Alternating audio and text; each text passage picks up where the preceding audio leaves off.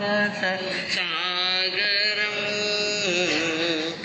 सुचितरङ्गुणरत्न महाकरं भविकपङ्कजबोध दिवाकरं प्रतिदिनं प्रणमामि जिनेश्वरं प्रतिदिनं प्रणमामि जिनेश्वरं।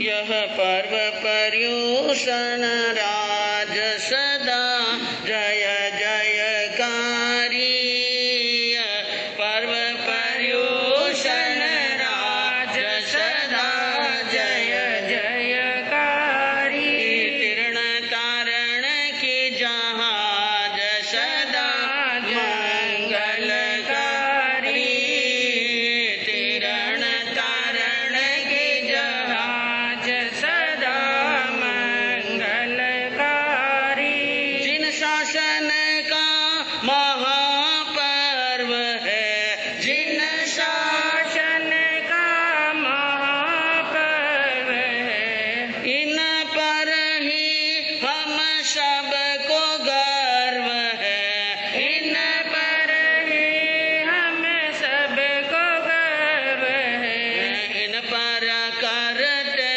नाज सदा मंगलकारी, हाँ इन पर करते नाज सदा मंगलकारी, यह पर्व पर्युषण राज सदा जय जयकारी, इनको मना लो भाव भक्ति से, इनको मना लो भाव भक्ति से, इनको साध लो तप शक्ति से, इनको साध लो तप शक्ति से, यही मुगत का राज सदा मंगलकारी, हाँ यही मुगत का राज सदा मंगलकारी, तीर्ण तारण की जहाज सदा जय जयकारी। सर्वज्ञ सर्वदर्शी चरम तीर्थंकर अहिंसा के अवतार विश्व वंदनीय शासनपति श्रमण भगवान वर्धमान महावीर के पावन चरणों में कोटि कोटि वंदन। हृदय की अनंत अनंत आस्था के केंद्र, संयम धन के दाता, संसार सागर से तिरने का सन्मार्ग बताने वाले पूज्य गुरु भगवंत श्रमण सूर्य दिव्य विभूति 1008 श्री मरुधर केसरी मिश्रीमल जी महाराज साहब के पावन चरणों में कोटि कोटि वंदन। अहिंसा दिवाकर लोकमान्य संत शेरे राजस्थान वरिष्ठ प्रवर्तक पूज्य गुरुदेव श्री रूपचंद जी महाराज साहब के पावन चरणों में कोटि कोटि वंदन। मरुधरा भूषण संत शिरोमणि पूज्य प्रवर्तक गुरुदेव श्री सुकन मुनि जी महाराज साहब के पावन चरणों में कोटि कोटि वंदन। साधना की प्रतिमूर्ति सद्गुणों की उपासिका सरल मना शांत दांत गंभीरा गुरुवरिया माँ सती श्री सज्जन कंवर जी महाराज साहब के पावन चरणों में कोटि कोटि वंदन। धर्म प्रेमी बंधुओं, बखान में सुन आज बैठो व्याख्यान सुन।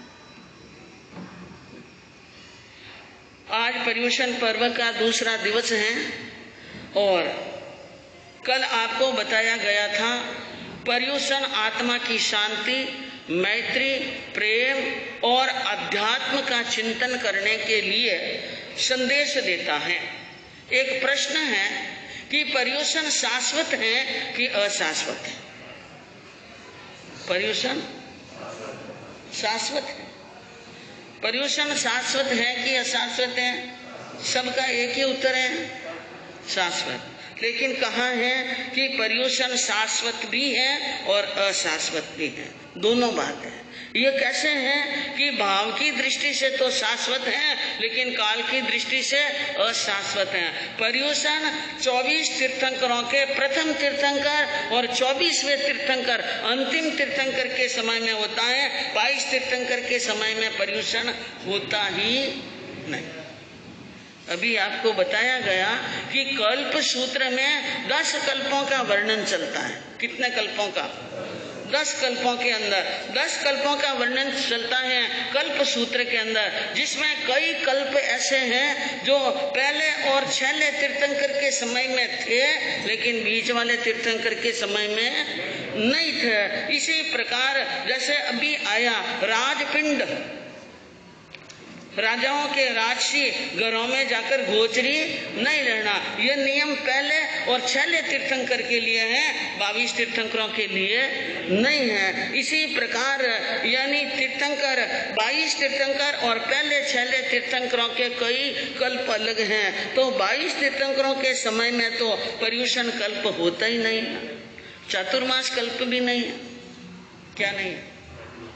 चातुर्मास कल्प भी नहीं है। वो 4 महीने के चातुर्मास के लिए एक जगह नहीं रहते। समझ में आई बात? ध्यान में ले लेना अगर नहीं समझ में हो। 22 तीर्थंकरों के वर्षावास का कोई कल्प नहीं, चातुर्मास कल्प ही नहीं है तो पर्युषण कल्प है ही नहीं। और अंतिम और पहले तीर्थंकर के समय में है, और हम पर्युषण पर्व के अंदर यानी विशेष आत्मशुद्धि, विशेष आत्मा की जागरूकता और विशेष आत्म कर्म निर्जा के लिए हम कोई न कोई तप, व्रत, नियम और धर्म अनुष्ठान करते रहते हैं। लेकिन बाकी दिनों में क्या करते हैं?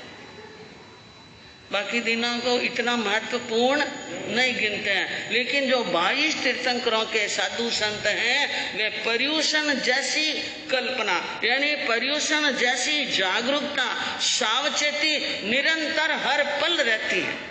क्या रहती है? हम तो 8 दिन की विशेषता समझते हैं, साधु संत 8 दिन की विशेषता समझते हैं, लेकिन उन तीर्थंकरों के समय में तो जीवन के अंदर इतने हलुकर्मी होते हैं और इतना प्रज्ञा संपन्न होते हैं कि उनके जीवन में दोष, साधुपणे में दोष लगने की बहुत कम संभावना रहती। दोष लगा नहीं और हाथों हाथ प्रतिक्रमण किया नहीं। इसलिए प्रतिक्रमण कल्प के अंदर भी आएगा कि पहले और छहले तीर्थंकर के साधु संत प्रतिक्रमण करते हैं, बाकी के साधु संत को प्रतिक्रमण देवसी रायसी करना अनिवार्य नहीं। क्यों? कि दोष लगता ही नहीं। क्या नहीं लगता?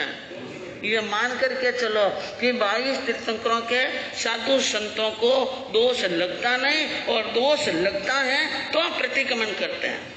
नहीं करते का मतलब यह नहीं कि कभी करते ही नहीं, करते हैं। दोष लगे तो क्या करते हैं? प्रतिक्रमण। और 22 तीर्थंकरों के समय के अंदर वर्षावास नहीं, वे दोष नहीं लगता है तो एक स्थान पर 4 महीने क्या पूर्व कोटि वर्षों तक एक स्थान पर रह सकते हैं। कितने?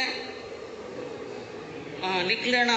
पूर्व कोटि वर्षों तक, पूर्वों तक एक स्थान पर रह सकते हैं। और अगर दोष लग गए कि इन स्थान पर रहने से साधुपणे में दोष लगता है तो एक रात से ज्यादा नहीं रुकते हैं, तो 5 भर। और ये नियम कहाँ पर है? क्षेत्र की अपेक्षा। तो काल की अपेक्षा समझ में आ गया कि पहले तीर्थंकर के समय में पर्युषण थे और बाद में महावीर के समय में है, लेकिन बीच के शासन काल में पर्युषण नहीं रहे। तो काल की दृष्टि से अशाश्वत और भाव की दृष्टि से शाश्वत है। इसी प्रकार बताया क्षेत्र की दृष्टि से भी शाश्वत और अशाश्वत। 5 भरत और 5 ऐरवत। 5 कर्म भूमियां कितनी है? 5 भरत, 5 ऐरवत, 5 महाविद। तो 5 भरत और 5 ऐरवत के अंदर जब 24 होती हैं तो इन ऐरवत और भरत क्षेत्र के पहले तीर्थंकर, छहले तीर्थंकर के अंदर 10 ही कल्प होते हैं, लेकिन 22 तीर्थंकरों में नहीं होते हैं। किंतु महाविदय क्षेत्र के अंदर हमेशा चौथे आरा ही बरतता जैसा है, चौथे आरे जैसी स्थिति है। वहां न कोई पर्युषण है, न कोई संवत्सरी है, न कोई चातुर्मास है, न कोई कल्प है। जो कल्प 22 तीर्थंकरों के समय में होते हैं वो महाविदय क्षेत्र में। तो महाविदय के क्षेत्र के साधु संत चातुर्मास करते ही नहीं है। तो यह क्षेत्र की दृष्टि नियम कहाँ कहाँ लागू होता है? कहाँ पर?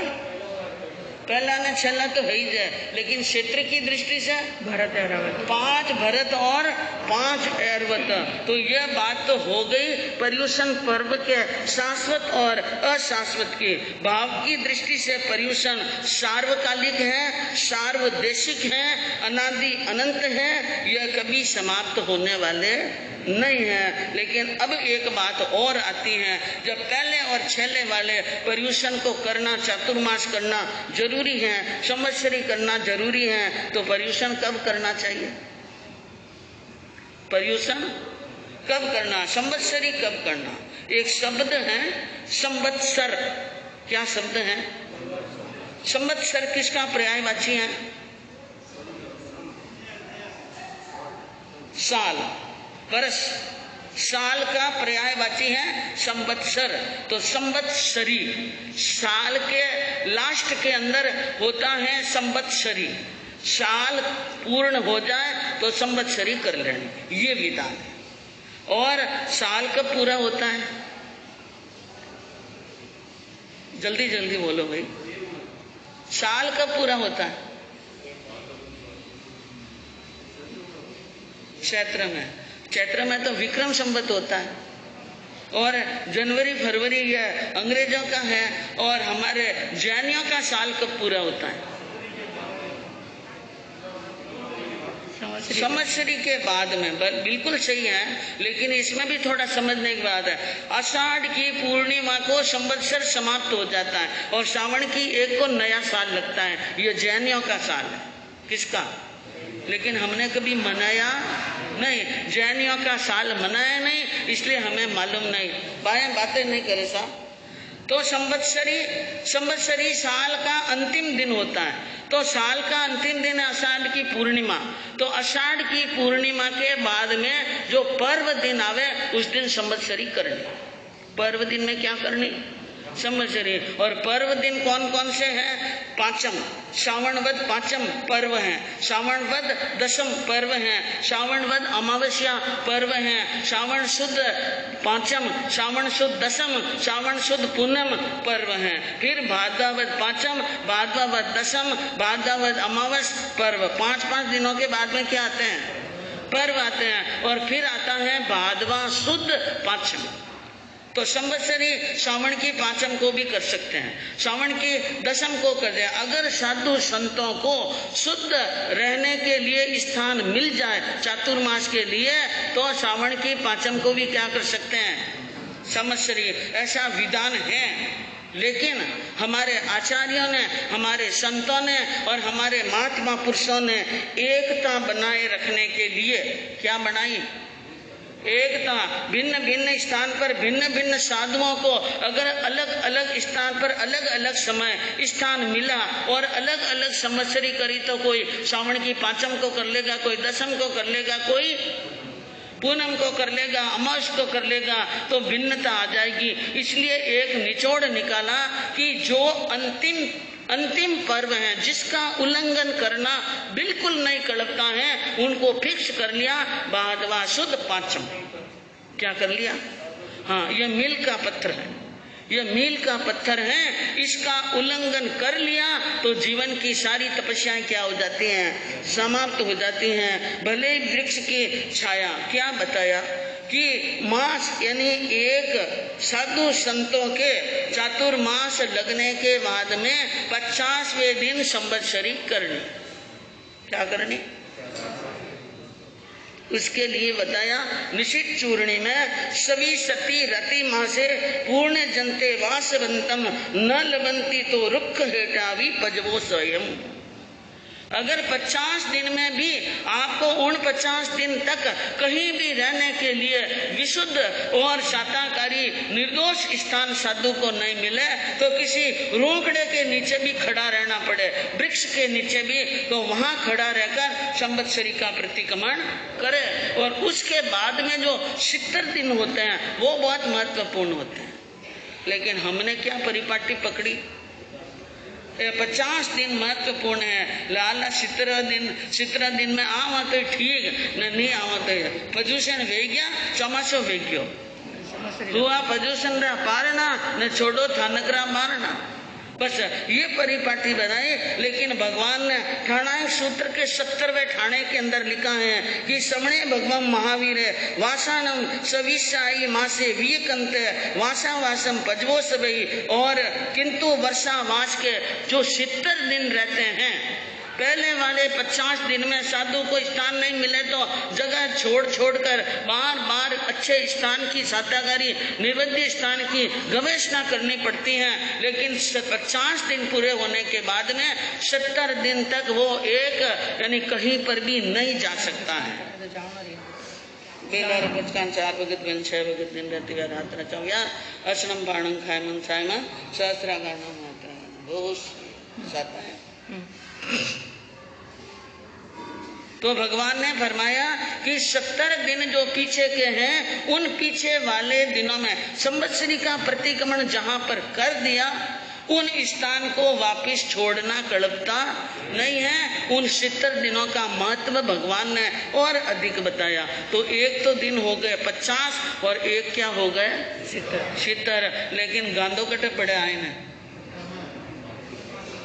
हावण रा महीना 2 बज जाए और भादवारा 2 रहे तो शायद इतो नहीं पड़े, क्योंकि सावन रे बाद में भादवा में 50वें दिन करना। लेकिन सावन 2 हो जाए तब कंफ्यूज हो जाते हैं। भगवान ने शास्त्र के अंदर कभी कभी दिमाग में हमारे भी आता है, इतनी बातें भगवान ने लिखी। हर शास्त्र में लिख देना चाहिए था भगवान को कि प्रदूषण कहाँ करना, सावन आ जाए 2 तो कम करना, ये लिख देना। और परमात्मा ने लिखा भी होगा कहीं न कहीं खुलासा। ऐसी बात नहीं है केवल ज्ञानियों की ज्ञान के अंदर कोई बात छिपी हुई नहीं है, लिखा भी होगा। लेकिन कहते हैं कि हमारे शास्त्र कई अध्ययन लुप्त हो चुके हैं। शास्त्र क्या हो गए? लुप्त हो गए। तो लुप्त होने के कारण हम उस बात को जानते नहीं हैं। परमात्मा ने जो मार्ग बताया उनके अनुसार अब रहे साधु संत, जो अब वर्तमान समय के साधु संत या तो 50 वाले नियम को ग्रहण कर ले तो भी संवत्सरी क्या हो जाएगी एक, या फिर 70 वालों को महत्व दे दो कि पीछे 70 दिन रहने जरूरी है तो भी संवत्सरी क्या हो सकती है एक। लेकिन मानना नहीं मानना हमारे हाथ की बात है। तो चलो कोई बात नहीं। श्री कृष्ण चारित्र के अंदर आपने जो सुना कि देवकी के विवाह की क्या हो रही थी, ओम अरहम सिद्धपद नामे सूरी उपाध्याय गुणधामे सर्व साधु गण प्रणमामि सरस्वती सद्गुरु उदलाओ कृष्ण यश पवनो वर चाओ कृष्ण गुण गावो मेरी जान कृष्ण गुण गाओ गुण अनुपम यादव का वीर वर गिरधर माधव का कृष्ण गुण गाओ मेरी जान। तो आपने सुना था श्री कृष्ण चारित्र के माध्यम से कि उस नगरी के अंदर यानी मथुरा नगरी में ब्याह की तैयारियां हो रही हैं और जीव जैसा जिसके कल मुनि के द्वारा सुने हुए श्राप की बात को लेकर जो अशांति हुई और उनके लिए कंस ने उनको अच्छी तरह सांत्वना दे दी और कह दिया कि मुनि के वचन को मैं मिथ्या कर सकता हूँ, इसलिए कोई चिंता की बात नहीं है। दिलासा देकर के सभा में आए, लेकिन फिर भी कहते हैं कि सत्य बात को नकारा नहीं जा सकता है। दिल में एक खटका है, कार्य सब हो रहे हैं बराबर, लेकिन मन राजी यादव की जान चढ़ी आई और खर्चियो धन अनपार। यादवों की बारात मथुरा नगरी के अंदर पहुंच गए और कंस राजा ने अपार धन पानी की तरह पैसा बहाया, खूब आव भगत और खूब स्वागत सम्मान किया और ब्याह की रंगदारी छा गई और परिवार बहुत हर्षित हैं और शादी ब्याह की तैयारियां यानी चवरी में आ गए और कर मोचन में शादी के फेरे पड़ गए। शादी हो गई देवकी के साथ में वसुदेव जी की और वसुदेव जी के साथ में देवकी, दोनों की शादी हुई। और शादी के बाद में हथलेवा छोड़ते हैं तो पियर वाले क्या देते हैं? दहेज। और दहेज के अंदर कर मोचन में धन अति दी दो, बहुत सारा धन दिया कंस ने और लोगों ने खूब सराहना की कि कंस ने बहुत बड़ा दिल उदार करके धन खर्च किया है।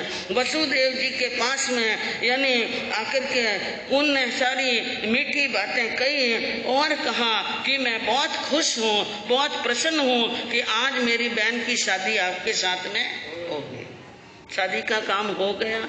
सब काम होने के बाद में अब वो कंस जिनके मन के अंदर मुनि की जो बात है वो बार बार उनके दिमाग पर अटैक कर रही हैं, उन्हें पास में आकर वसुदेव जी से कहा आपकी और मेरी जो मित्रता है वो मित्रता आगे भी सदा अमर रहे और हम दोनों बहुत खुश हैं मीठी मीठी बातें करके और मीठी मीठी भाषा के अंदर अब सरल स्वभावी वो वसुदेव जी। पता नहीं है कि यह क्या करने जा रहा है और क्या नहीं करने जा रहा है। सरल स्वभावी जान सक्या नहीं और कर ली नो विश्वास। कंस की हर बात पर वसुदेव जी क्या कर रहे हैं? विश्वास। और कभी कभी कहते हैं कि अंधा विश्वास भी काम का नहीं है। विश्वास कर लिया और विश्वास में लेकर के मीठी मीठी बातों में दिलमा कर भ्रमित करके कहा कि मैं आज इस खुशी के अंदर एक काम चाहता हूँ। क्या? कि मेरी इच्छा है कि आज इन खुशी में हम द्यूत यानी जुआ खेलेंगे। क्या खेलेंगे? हाँ, कंस कहे रमण की मर्जी आप संग मेरे दिल भर जी, द्यूत को खेलो रंग धर जी, लगावे हार जीत बाजी, मेरी यह इच्छा है तारी, कृष्ण गुण गावो मेरी जान, कृष्ण गुण गावो। कंस ने कहा इतना बढ़िया खुशी का मौका, जब व्यक्ति को बहुत ज्यादा खुशी हो तो अपना मन पसंद काम करना चाहता है। या तो खाने की चीज, आज इस खुशी में दाल बाटी चूरमा बनाओ, खीर मालूपा खाओ, ऐसे मन में आती हैं। या कोई खेल, ताश है चाहे पत्ते हैं चौपड़ है वो खेलो। तो खुशी का माहौल था और कहा आज मन में आई है ऐसा मौका फिर, क्योंकि आप भी राजा मैं भी राजा, बार बार मिलना होता नहीं है, इसलिए हम आज जुआ खेलेंगे और हार जीत की क्या लगाएंगे?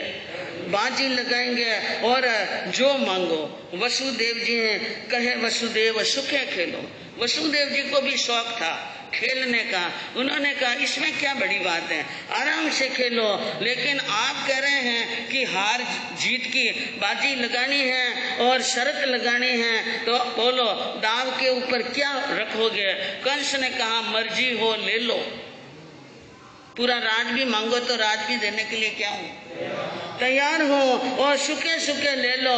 लेकिन अगर आप जीत जाओ, आप जीतो तो मैं कोई इनकार करने वाला नहीं हूँ। जो मांगोगे वही देने के लिए क्या हूँ, तैयार हूँ। आप जो कहेंगे वो करने के लिए तैयार हूँ। लेकिन अगर तुम हारो मैं जीतूं, अगर मैं जीतूं तुम हारो, वचन यो मान ले वो मारो, दाव प्रति गर्भ पाई सारो, मुझे तो देना ही पड़सी, फायदो दो तरफी रहसी, कृष्ण गुण गावो मेरी जान, कृष्ण गुण गावो। कंस ने कहा अगर मैं जीतूं और आप हार जाओ तो एक वचन है, आपकी तरफ से बाईशा का गर्भ रखना है दाव पर। क्या रखना है? हाँ, दाव पर गर्भ रखना है। जितने पासे जीतूं, जितनी बाजियां जीतूं, उतने गर्भ यानी उतने गर्भों का प्रसव पीहर में होगा। कहाँ होगा? तो इसमें तो कोई ऐतराज की बात नहीं। शुरू में पहले बच्चे का प्रसव पीहर में कराते हैं, और शाला जी को बहुत ज्यादा ही प्रेम आ रहा हो बहन पर, और जितने दाव जीते उतने सुवावड़ियां कर ले तो फर्क क्या पड़ता है। वसुदेव जी ने क्या दिया वचन, दे दिया वचन। जैसे आप जीत जाते हैं तो उन सभी यानी गर्भ का प्रसव यहीं पर होगा, इस प्रकार। और कहा कंस ने दो तरफ फायदा, खर्चा खाता मैं करूंगा, मुकलावा हर बार मैं दूंगा, इसलिए सारी बात क्या हो गई, गोलमाल में। लेकिन कहते हैं जब कोई व्यक्ति बड़ी बात बिगर मतलब सामने रखे तो 100 बार सोचना। कोई आपको बहुत बड़ा लाभ की बात कह करके, बहुत बड़े फायदे की बात कहकर मीठा बोलता है तो समझना दाल में काढ़ा, मैं कहूँ दाल में काढ़ा नहीं, दाल पूरी क्या है। हाँ, आलोची ऊंडी नहीं, कूड़ा यानी गहरा सोचा नहीं, और बूंदी मानी बात, उनकी बात मान ली। मुंडी बुद्धि मूल थी, उनकी बुद्धि हमेशा कपट की रहती थी, और वो अपनी मन की गुंडी कभी खोलता नहीं था। बात मान ली, और मानने के बाद में खेल शुरू हुआ, और जाजम बिछ गई, और वहां पर खेल शुरू हुआ। लेकिन वो खेलने के पहले सावधान सावचेत था। वो जो पासा लेकर के आया वो साधारण पासे नहीं थे, वो पासे क्या थे, मंत्रित पासे थे। ये मंत्रित पासा प्रसिद्ध मंत्रे हुए पासे, जो जितनी बार फेंके उतनी बार ही क्या पड़ते हैं, सुलटे ही सुलटे पड़ते हैं। इसलिए कहा कि कपटी मित्र से सेना अलगा रही जो 100 कोस। कोई कपटी मित्र हो तो उनसे क्या रहना, दूर रहना, नजदीक मत फटकने देना। नजदीक आने की कोशिश करें तो रास्ता काट देना। आने के पहले जिसके आने से, जिससे बात करने से मन में अशांति होती हो और राग द्वेष पनपता हो और मन के अंदर यानी दूसरे भाव और कर्म बंध के भाव आए, ऐसी स्थिति हो तो उनसे क्या रहना। हाँ, ये सज्जनों का, संतों का कहना है कि ऐसे मित्र से दूर रहो। दाव पर दाव जीतना लाग्यो, दाव पर दाव जीत रहा है, और लगातार 7 दाव जीते। कितने? 7 दाव जीतने के बाद में कंस ने कहा कि भाई यानी वसुदेव जी रात आधी आ गई है, आप महल में पधारो और मैं भी इस रामत को समाप्त कर जाऊं। वसुदेव जी सोच में पड़ गए, इतना मैं होशियार हूँ और इतना अच्छा खेलना जानता हूँ, मैं 7 ही बार हार गया और ये 7 ही बार जीत गया। और जाते वक्त उसने कहा महाराज ध्यान से सुन लेना, जब तक देवकी के साथ गर्भों का प्रसव न हो जाए तब तक आप सोरीपुर नहीं जा सकते हैं। कहाँ नहीं जा सकते? शोरीपुर अपने गांव नहीं जा सकते हैं। उसने कहा ये मूर्खता वाली बात करता है, कोई जमाई ससुराल में कितना दिन रहेगा वो मुझे मालूम नहीं, ये कितने दिन रहेगा कितने दिन नहीं रहेगा, क्या करना वो पहले सोचना चाहिए था। आप वचन दे चुके हैं, इसलिए आपको और देवकी को यहीं रहना पड़ेगा।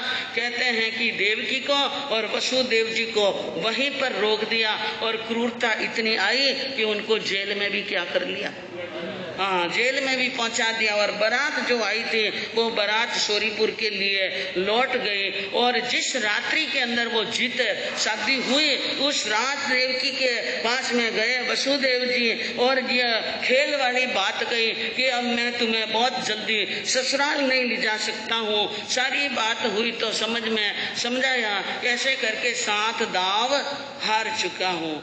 बात सुनते ही देवकी मन में समझ गई कि भाई के मन में क्या है, कपट है। उसने कहा कि आज जो दिन के अंदर जो बात हुई आपको पता नहीं है, महात्मा मुनिराज आए थे और ये बातें हुई, सारी बात बताई। और मुनि ने कहा था देवकी का 7वां गर्भ कंस के लिए यानी खून पीने वाला होगा, वो हमारी संतान को मारने के लिए, किसको, संतान को मारने के लिए इस प्रकार का जाल रचा है। और यह बात सुनकर अब वसुदेव जी भी सोच में पड़ गए, यह बात तो मालूम नहीं थी। और कंस ने क्या सोचा कि वसुदेव जी कहीं भग नहीं जाए, देवकी को लेकर यहाँ से निकल गए तो काबू में आना क्या होगा, मुश्किल, इसलिए उनको वहाँ पर यानी जेल के अंदर दे देते हैं। और कहते हैं अभी आपने वर्णन सुना अंतकृत दशांग सूत्र के अंदर कि देवकी महारानी ने 6 पुत्रों को क्या दिया था,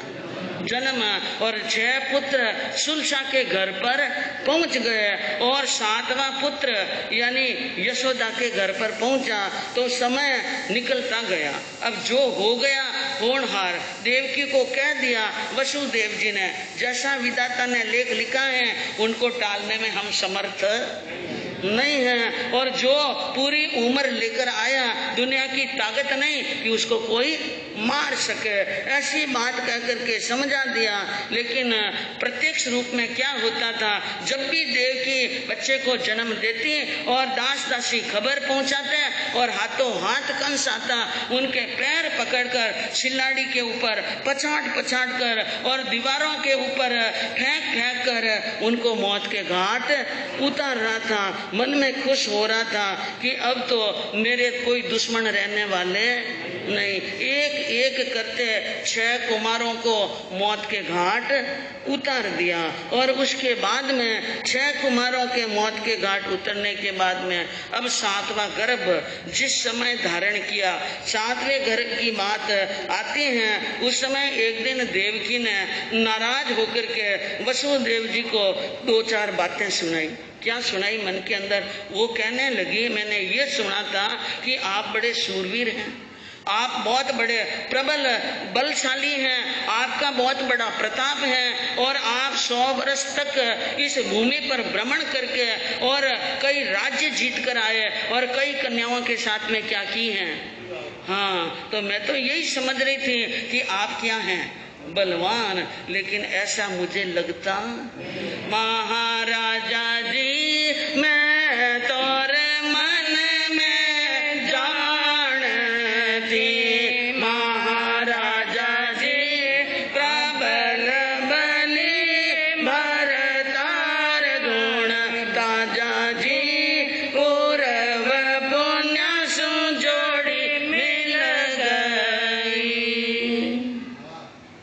मैंने सुना था कि आप बड़े पुण्यवान हैं, आप भाग्यशाली हैं, शूरवीर हैं और बहुत ही बलवान हैं और बहुत ऊंचे हैं। ऐसा सोचकर मैंने तो ये समझा था कि मेरी इतनी बड़ी पुण्यवानी है कि मैं वसुदेव जी की क्या बन रही हूँ, रानी पत्नी बन रही हूँ। सो आशा झूठी पड़ी, वो आशाएं क्या हो गई, झूठी हो गई। मैंने तो आज दिन तक शादी होने के बाद में कभी आपके चेहरे पर वीर रस नहीं देखा और शूरवीरता नहीं देखी है। और एक साधारण मनुष्य की तरह चुपचाप बैठे हुए देखते रहते हैं। नजरों के सामने 6 बालकों को पछाड़ दिया और आपने उप तक नहीं कहा, कुछ भी नहीं बोले, चुपचाप बैठे रहे। मुझे यह समझ में नहीं आया कि बल कहाँ गया, वीरता कहाँ गई, सूरवीरता कहाँ गई, ओज कहाँ गया, तेज कहाँ गया। महाराजा जी ने पटकायरता धार ली, महाराजा जी पूरी दिखाई बोल, महाराजा जी कायर नरनी कामनी, महाराजा जी बाजत लाजो अपार, महाराजा जी पूर्व पुण्य सुजोड़ी मिल गई। समझ में आया आप पूरे कायर हैं, पूरी पौल सामने आ गई है, कुछ नहीं कर सकते हैं। और मैं कायर पति की पत्नी कहलाना बर्दाश्त करने वाली, मैं मरसूं खाए कटार, मैं कटार खा करके मर जाऊंगी और मैं जिंदी नहीं रहूंगी, मुंह दिखाने लायक नहीं रही। ये बात सुन वसुदेव जी ने कहा, देखो मुझे आप जो कुछ कहो मैं सुनने के लिए क्या हूँ, लेकिन मैं कायर नहीं हूँ, मैं यानी कोई कमजोर नहीं हूँ, बलहीन नहीं हूँ, बोल भी सकता हूँ, तलवार भी उठा सकता हूँ, जीत भी सकता हूँ, लेकिन मैं मुंह बंद करके इसलिए बैठा हूँ कि मैंने वचन दे दिया। क्या दे दिया? अगर वचन नहीं दिया होता तो कंस की क्या औकात है कि वो मेरे पुत्रों के हाथ भी लगा दे, उनकी छाया भी नहीं पड़ने देता। लेकिन मैं आपसे यह कहता हूँ, आप पतिव्रता हैं, पद्मिनी हैं, अच्छे कुल में जन्म ली हुई हैं, विदुषी और पतिव्रता हैं, आपको ऐसे वचन बोलना शोभा नहीं देता है। आदि बातें कहकर उनको सांत्वना दी। और एक समय आया, ढलती माजल रात, सुख सैया पर सुंदरी, सूती स्वप्न लिया साथ, हर्षित हो जागी जबक। एक दिन रात्रि के अंदर सुख सैया पर सो रही थी, उस समय उनको 7 महान स्वप्न दिखाई दिए। कितने? गज रवि शशि शार्दूल, देव भवन कुंभ दामदो, आच्छा ये अनुकूल। कहते हैं कि एक पहले स्वप्न में हाथी देखा, दूसरे में सूर्य देखा, तीसरे में चंद्रमा देखा, चौथे में असल केसरी सिंह देखा, 5वें में देव भवन विमान देखा और कुंभ कलश देखा और समुद्र देखा। इस प्रकार महान स्वप्न देखे और फिर नींद जग गई। नींद जगी और नींद जगने के बाद में स्वप्न को याद किया और विचार करने लगी। अब लगता है कि सुख का क्या आएगा। हाँ, अरे जो लो पुण्य को आयो रे, मारी आशा फलेगी, जो लो पुण्य को आयो रे, मारी आशा आशा फलेगी, विपद टलेगी, आशा फलेगी, विपद टलेगी, मोने का तन मन भायो रे, मारी आशा फलेगी।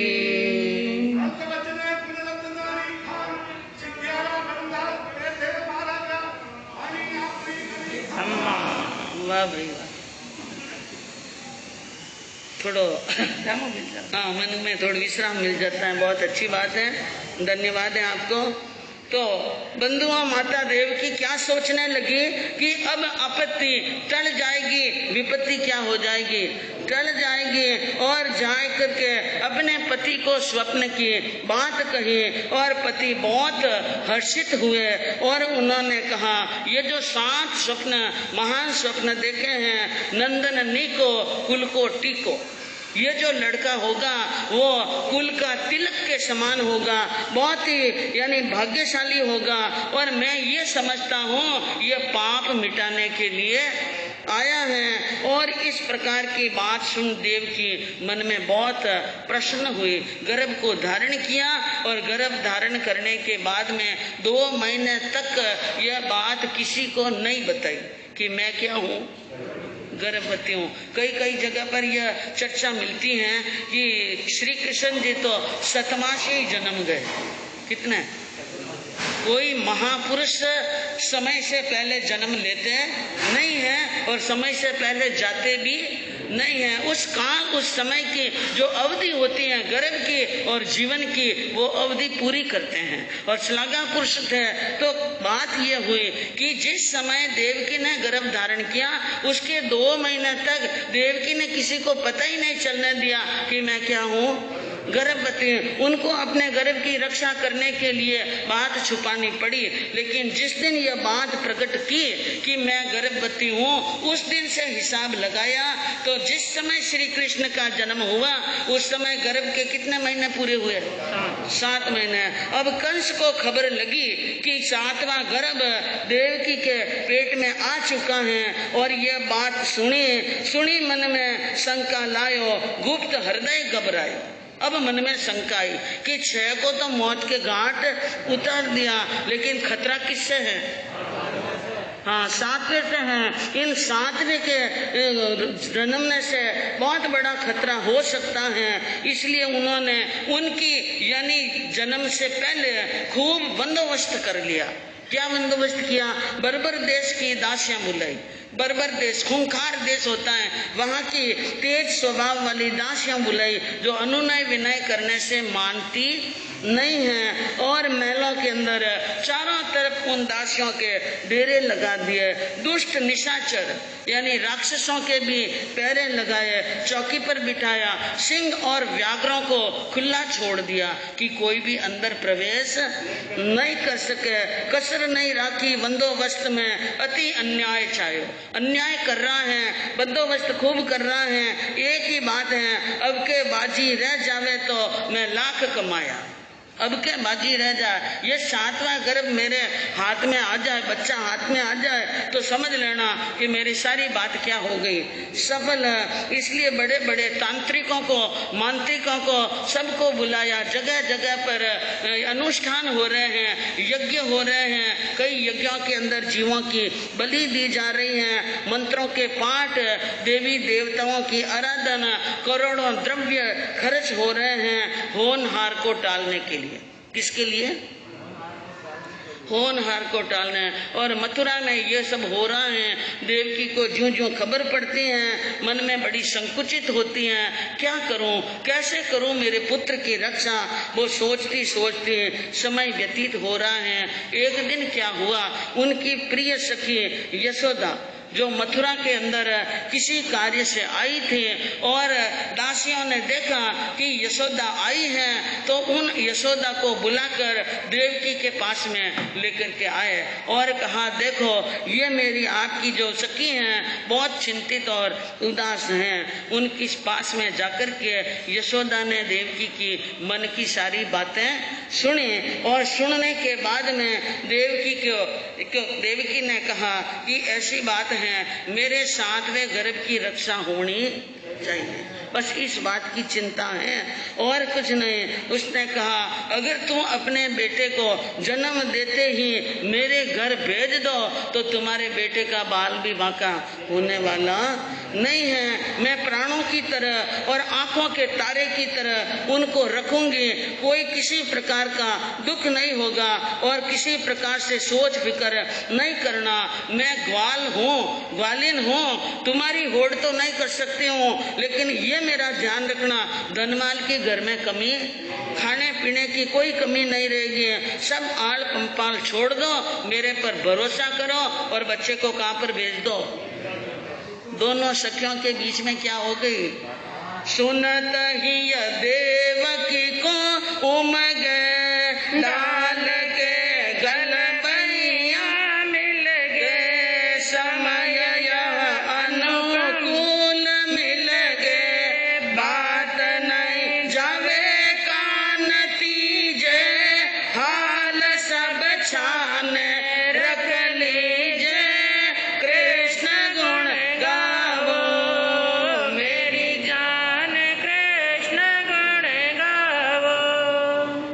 सारी बात देव की सुनी और यशोदा ने सुनी। कहा बहुत खुशी हुई, प्रसन्नता हुई, अपनी सखी के गले में बैया डाल करके मिली और कहा बहुत अच्छा अनुकूल समय आया, तू मेरे पास में आ गई, मेरी चिंता क्या हो गई।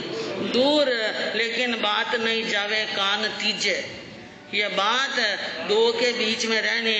तो सखी ने कहा कि सारी बात कान तीजे तक जाने वाली नहीं है और एक बार कह दी वापिस दोहराने की जरूरत नहीं, क्योंकि दीवारों के भी क्या होते हैं। हाँ, इसलिए फिक्र मत तज दे बहने, बात नहीं ज्यादा कहनी, इस मामले में ज्यादा बात नहीं करनी। और एक बात है, सैकड़ों विपदा सहन कर लेंगे, लेकिन यह बात किसी को कहने वाली नहीं है। मैं प्राणों पर खेल सकती हूँ, लेकिन मैं तुम्हारी सच्ची सखी हूँ, मेरी बात पर विश्वास कर।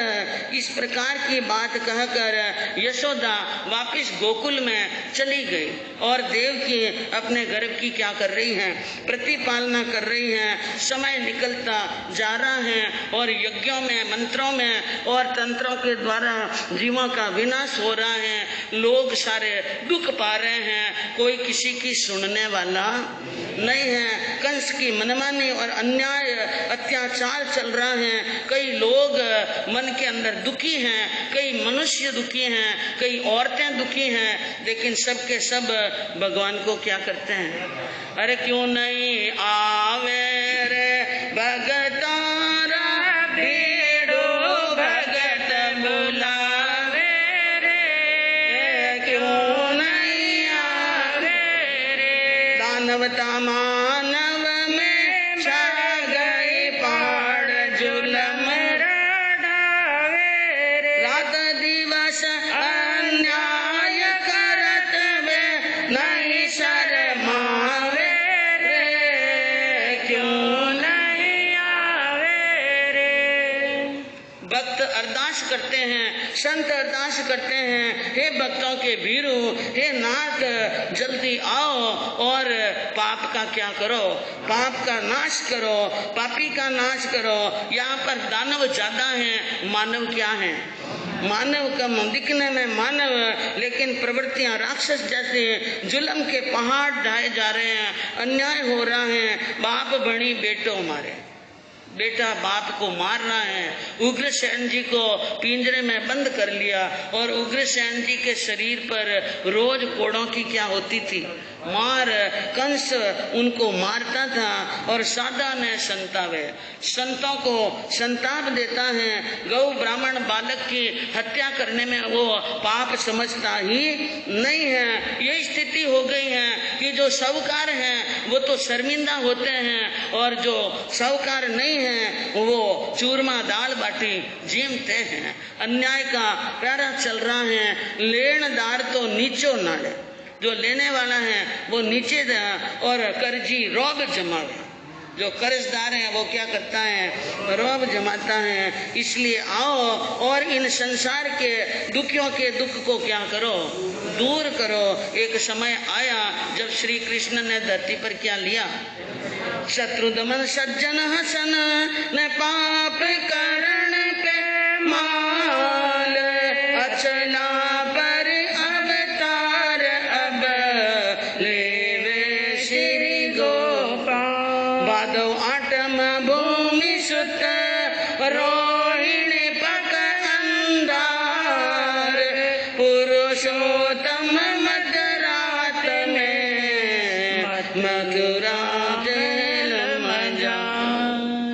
शत्रुओं का दमन करने के लिए और सज्जनों के साता पहुंचाने के लिए, पाप का सर्व नाश करने के लिए धरती के ऊपर अवतार लेते हैं श्री गोपाल। और कहते हैं वो दिन था भादव वद आठम, कृष्ण पक्ष, मंगलवार, अंधारा पक्ष और रोहिणी नक्षत्र था।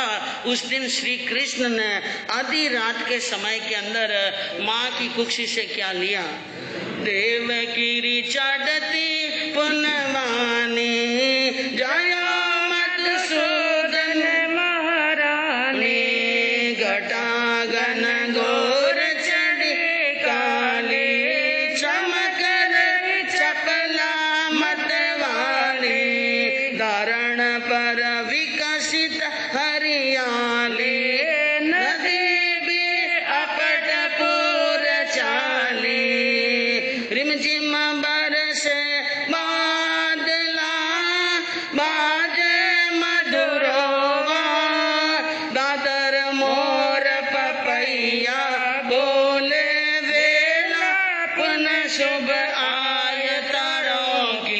ज्योति मंदानी, तारों के ज्योति मंदानी, देवगिरी चढ़ती पुण्यवानी।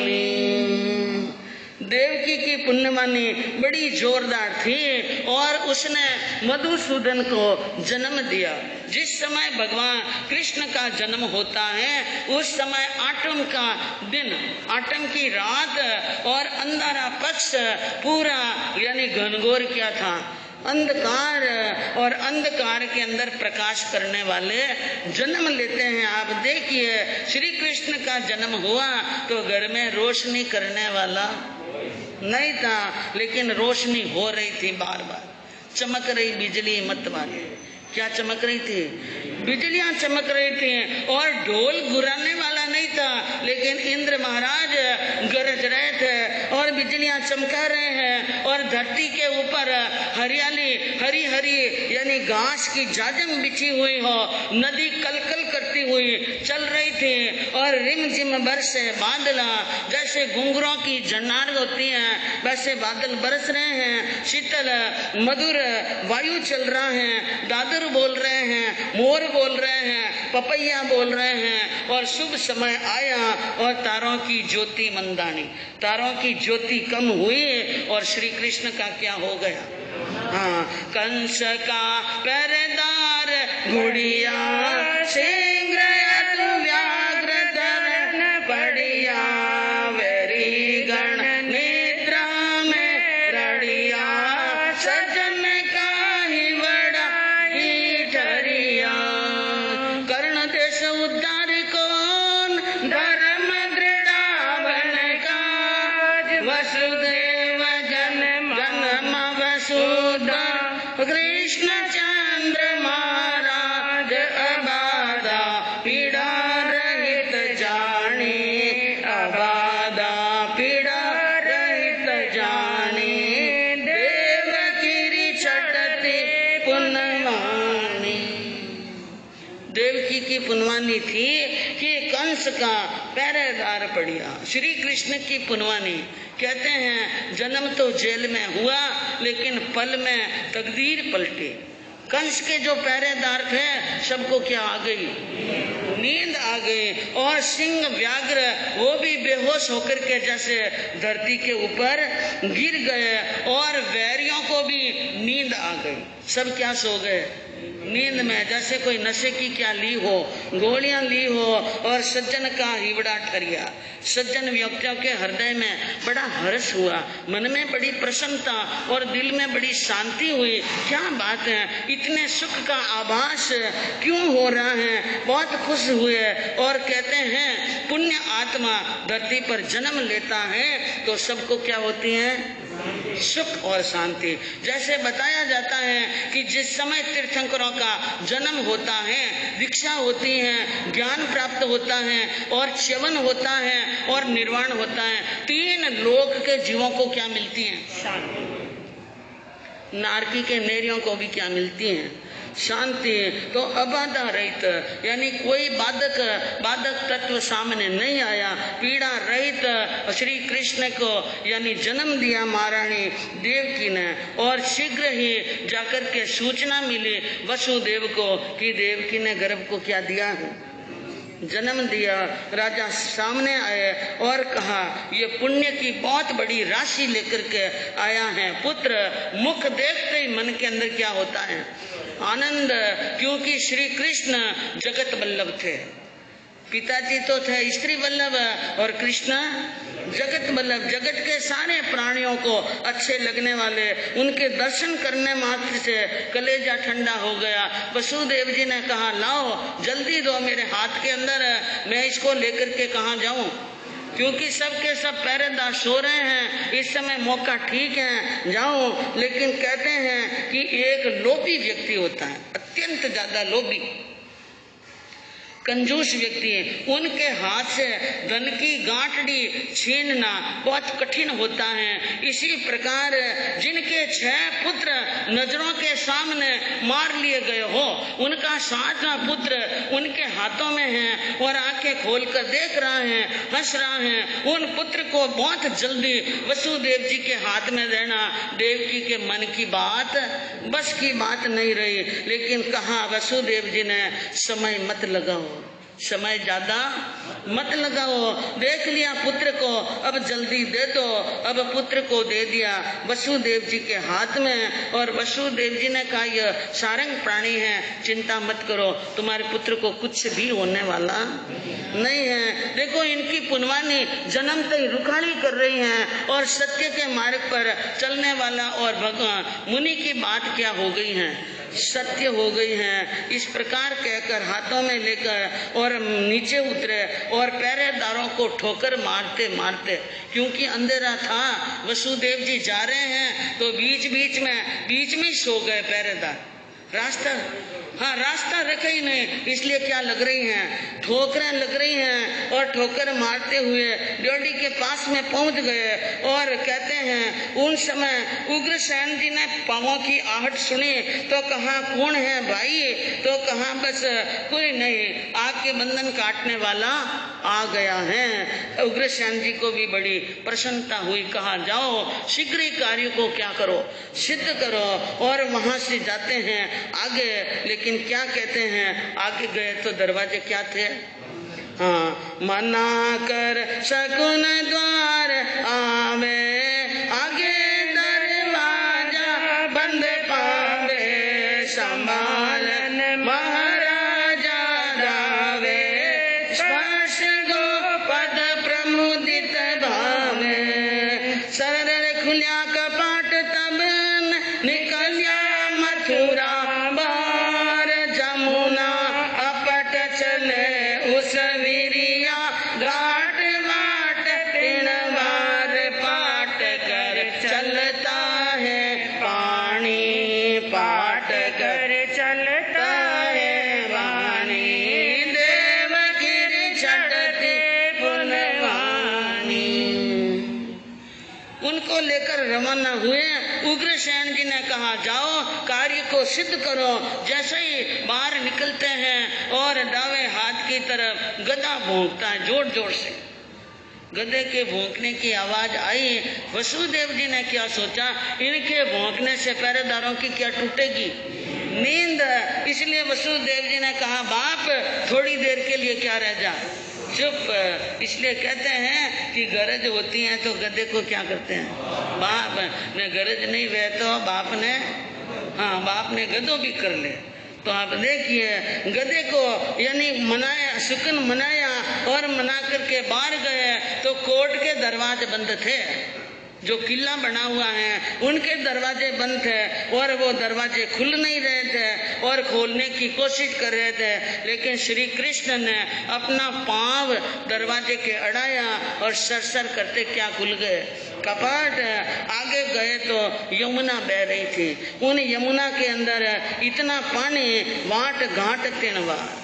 कोई वाट यानी रास्ता, घाट यानी तीर, न घाट का पता चलता है न रास्ता का पता चलता है। पानी ने घाट और वाट में सभी जगह पांव पसार लिए, और राजा ने अपने पांव पानी के अंदर रखे और सरिता नदी उफान पर आ गई, जमुना क्या आ गई उफान पर, और उमंग कर ऊपर आने लगी। समझ में नहीं आया वसुदेव जी को कि पानी ऊपर ऊपर क्यों आ रहा है, लेकिन श्री कृष्ण समझ गए कि पानी ऊपर क्यों आ रहा है।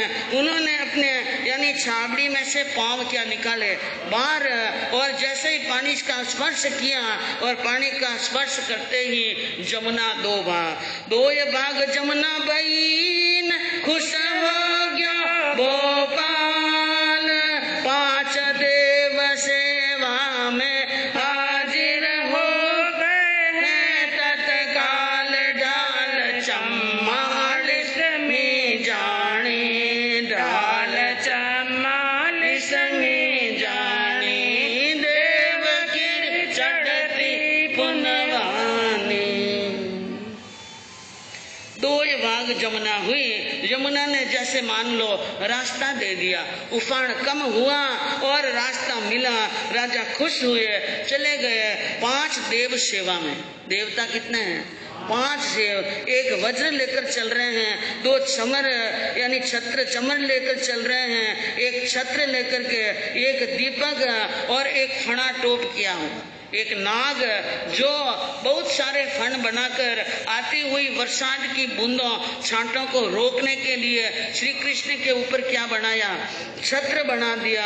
इस प्रकार क्योंकि जो वासुदेव और सारंग प्राणी होते हैं इतनी पुण्यवानी होती हैं कि थोड़ी बहुत भी आपत्ति आए तो देवता क्या आ जाते हैं सेवा में। इस प्रकार करते पहुंच गए गोकुल के अंदर और कहते हैं गोकुल में राजी खुशी नंद बाबा और यशोदा के हाथ में सौंप दिया अपने पुत्र को। और इधर आप देखिए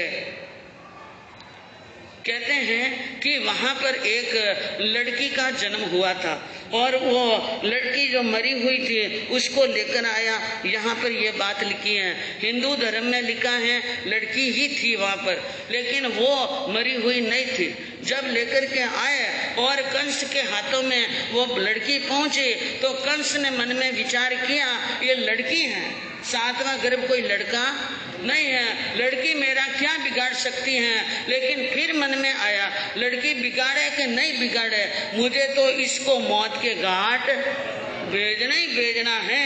इसलिए उन लड़की को भी मारने के लिए पांव पकड़े। लेकिन कहते हैं वो लड़की कोई साधारण लड़की नहीं थी, देव माया थी, इसलिए एकदम बिजली बन करके आकाश की तरफ चली गई। और उसने यही कहा कि हुए न होंगे न अब भावी बल दे टाल। हे कंस, दुनिया के अंदर होनहार को टाल दे, ऐसे न तो भूतकाल में हुए हैं न वर्तमान में हैं और न भविष्य में होंगे।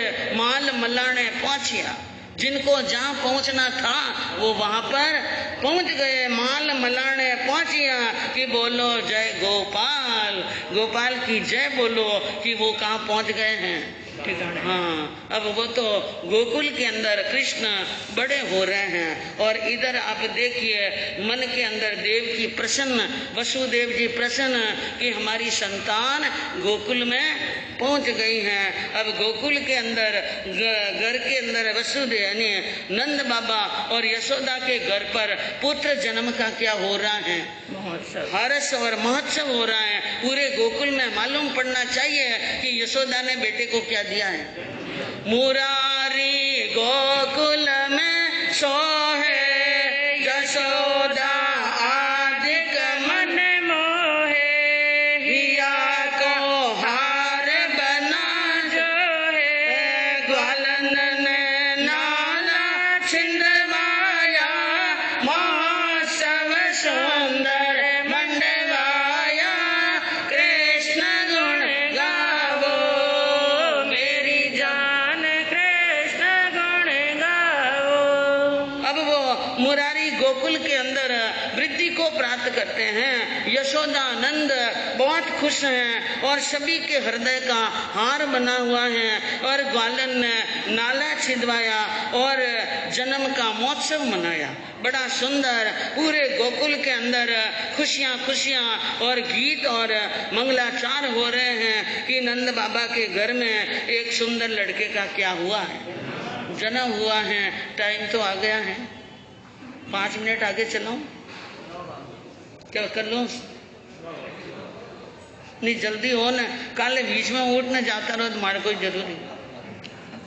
हाँ, जन्म हुआ है तो 5 मिनट के अंदर मैं बंद करती हूँ अपने वक्तव्य को। वहां पर सुंदर महोत्सव मंडा हुआ है, जन्म महोत्सव श्री कृष्ण का।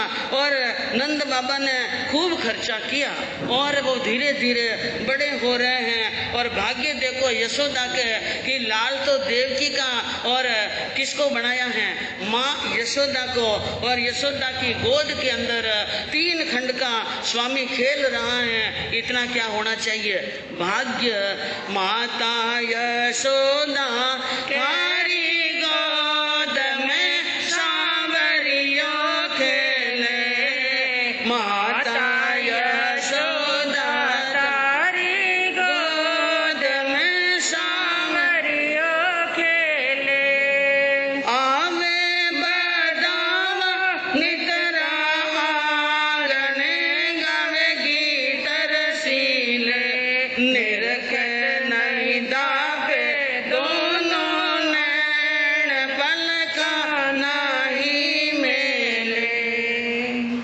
यशोदा की गोद में सांवरिया खेल रहा है और रोज रोज नित नई बधाइयाँ आ रही हैं और आने वाली बहनें गीत गा रही हैं और बच्चे को अपने हाथ में लेकर निरख रही हैं आंखों से, लेकिन कहते हैं आंखें दाबती नहीं हैं, बार बार निरखती हैं और कहती हैं लाल गणो सुकुमार। हे यशोदा, ऐसा सुंदर ऐसा सुकुमार लाल तेरे घर के अंदर बेटा हैं, वो बहुत ही सुकुमार हैं, उनको और हुलराने के लिए और हाथों हाथ फैलाते हैं, एक हाथ से दूसरे हाथ में और दूसरे हाथ से हाँ, ये भी पुनवानी बच्चे की बड़ी पुनवानी होती है कि उनको माता पिता दादा दादी बुआ और आजू बाजू वाले मोहल्ले वाले भी क्या करते हैं, लाड और प्यार करते हैं, नहीं नीचा मेले, एक मिनट के लिए भी कृष्ण को नीचे नहीं रखते हैं और श्रृंगार करते हैं उनके ललाट पर और उनके शरीर के ऊपर क्या क्या श्रृंगार करती हैं माता। तिलक लगावे है अंजन आकारे ले, छोटी सी माला मोती लाल की कानों में जेले, नुपुर पगा में जिसके बाजना चुम चुम के चले, काला काजल रागा दे आड़िया करती की मेले, लाड लडावे माता सातरो है रंग रसीले, मिसरी पैतानिस में डाल गावे बलैया ले ले।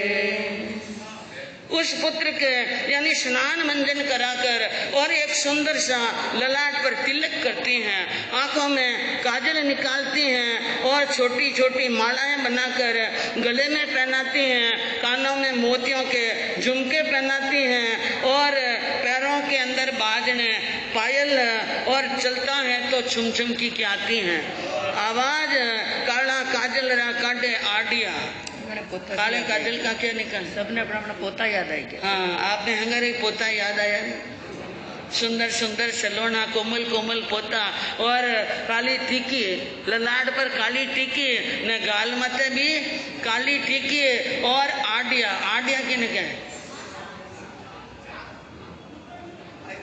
हाँ आईब्रो, आईब्रो आईब्रो पर भी काजल निकालते हैं और काजल काटे आडिया ने कर में टीकी मेले, हथेली के बीच में क्या रखते हैं, टीकी, और पगों की पख्तली पर टीकी ने कान के पीछे क्या है, टीकी, क्योंकि बालक हैं और बालक के क्या हो जाती हैं नजर।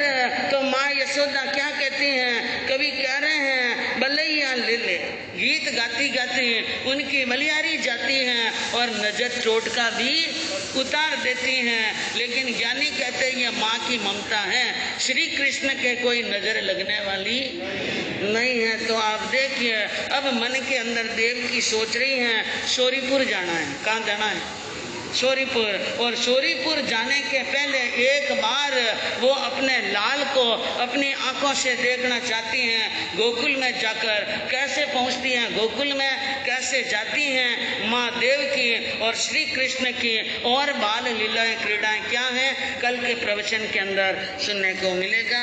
और सागरम सोचे तरह